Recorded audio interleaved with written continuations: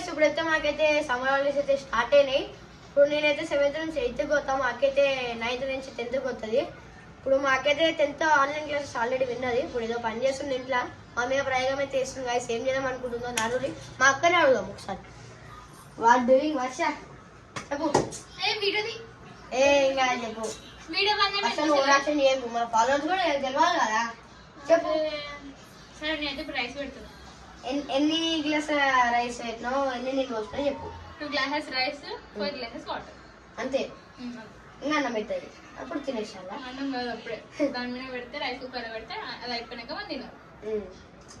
So guys మాకే తొందరగా నేర్చుకుంటుంది. అంటే వేరేంటికి పోయినాక ఒకవేళ చేయకపోతే మన పేరెంట్స్ అంటారు, ఈమెన్ అన్నారు కాబట్టి. సో గైస్ అలా అని కాదు, ఆడపిల్లలు పనులు అన్ని చేయాలని కాదు, కొన్ని పనులు అయితే తెలిసి ఉండాలి, నేర్చుకోవాలి, అందుకే నేర్చుకుంటాం.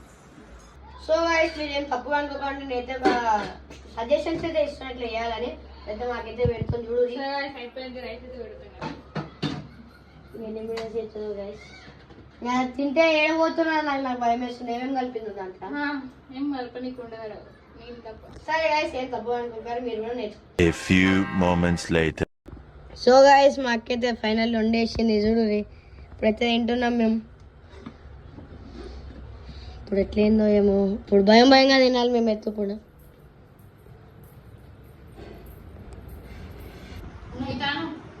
సో గైస్ ఏమైతే రైస్ అయితే వేసింది చూడు. రైస్ ఇంకా మమ్మీ అయితే మటన్ చేసింది, మేము మటన్ తినమని. పెరుగు చారు ఇంకా పప్పు సాంబార్ అయితే వేసింది. ఇప్పుడైతే మేము తింటున్నాం గైస్ చూడు.